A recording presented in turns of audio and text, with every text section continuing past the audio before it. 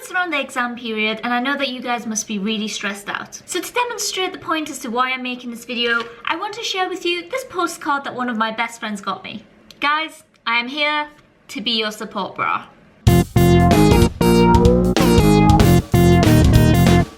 everyone, how's it going? So I've made quite a lot of revision videos lately and I've got a whole bunch of them and I'll link them below and put them in a playlist and all that fun stuff. But I realised that a lot of them tend to be at a higher level. So I've talked a lot about university and A-levels, so I thought I want to make a video about GCSEs today. And guys, as much as I would love to sit and make specific subjects, for example how I got like an A in science or English or whatever at GCSE, I am getting a little bit old now. So I'm 23 and I did my GCSEs when I was, what, 15, 16?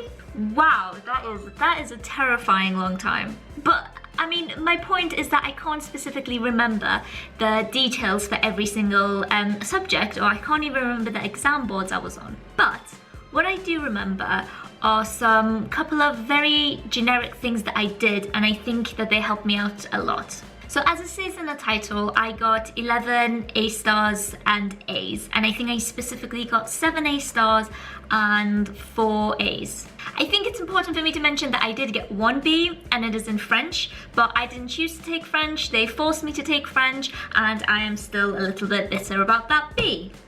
Moving on. No, in all seriousness, I'm just joking, a B is amazing. But for the majority of the subjects that I did pick myself, except obviously, you know, maths, English, science, etc., for those I got 11 A stars. So before I get into some of the things that really helped me out, I want to say that over the years I've definitely developed a lot more techniques and methods and skills, and those are the kind of things that I've shared with you in my more generic revision videos, and I'll have the specific one that I have in mind linked below first. But what I want to share with you now are the very specific things that I did back then. And I might have a couple of like old pictures and things like that, so I'll be able to share them with you too. Okay, so the first thing I did is I broke every single task, every single module, every single unit that I had to do into tiny little bullet points and checklists, and I stuck it on my wall. Now I know that this isn't for everybody. I'm somebody who freaking loves checklists. I mean, the satisfying feeling you get when you just tick something off, I love it. But what I would do is not only would I make these checklists, but I would make them on big pieces of paper and stick them on my wall. And I'll shift the clock across. So I'll put a picture here, and this is generally what my walls would look like. They would be covered and it would be really like in my face, so I can, you know, I won't miss anything. The second thing I would do, and I'm still keeping this picture up because it's relevant, is that I would print off calendar pages and I would stick them on my wall, maybe like 2 months or something before the exams. And I personally found this really useful because what I would do is I would check every single day that goes by, and that would give me a really good indication of how many days that I've got left to do my work. And I think the reason why that's really important is because I've had a lot of people say this, especially, you know, my friends and just generally people I speak to, who were just like, oh my god, it's 2 weeks before the exam, how did the time fly by so quickly, I haven't even opened my textbook, etc, etc. So for me, having that calendar on my wall and being able to see every single day that goes by was a really big motivator. And it was also a ginormous fire under my butt that would get me to actually do work, because it also terrified me.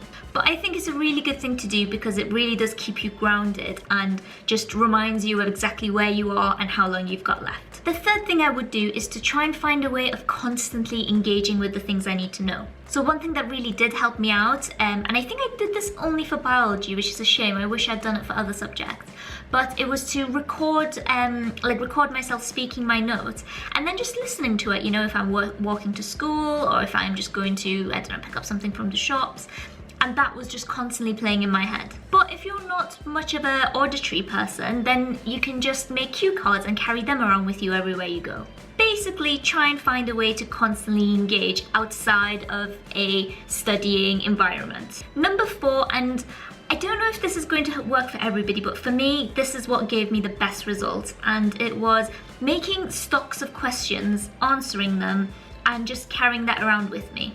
So one particular story I always remember, and I'm kind of annoyed about it, but I mean, I did end up getting an A star in it. It was in business studies, and I remember our teacher gave us this really thick, like, booklet full of all possible questions that could come up in the exam. And guys, there were so many. There was probably around like 60 questions, something like that. And then like lots of blank space for you to go and like fill it out. And they were all from past papers. Now, me being a bit of a keen bean that I was, I sat and I went through and I answered every single question. Booklet about this thick, I filled it up.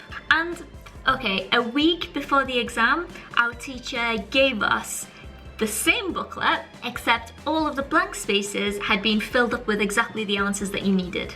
And I mean, I was a bit just like, what did I do? I spent all of that time. But then again, I think for me, the whole process of actually doing it, like looking back now, it was the process of actually answering that the questions that helped me get such a high grade. And I think this is a really good point to let you guys know that I don't consider myself somebody who's naturally very intelligent, but I can 100% say that I work my ass off. So if you're watching this feeling a bit, you know, worried or discouraged or whatever, just it's work, guys. It's your work ethic that counts. Don't ever doubt yourself on how inertly intelligent you are. Number 5, and this is a favorite of mine, and this is something that I still try to carry with me today, and it's look at your work as a challenge and not as a chore. I think this is a really important concept because why do we play video games, you know, when it gets hard? Because it's fun, because overcoming the challenge and the obstacle and solving a problem, it's fun, right? Or same with sport.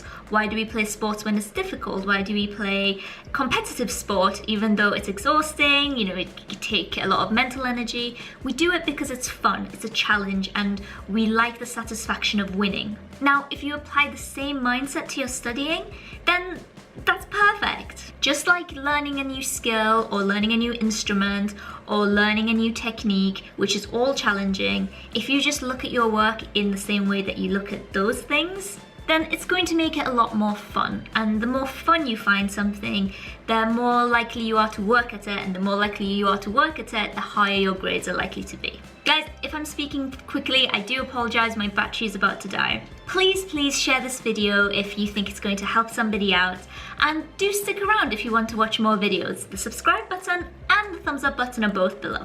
I wish you all the best of luck in your exams, guys, and until next time, take care, and I'll see you later. Mwah.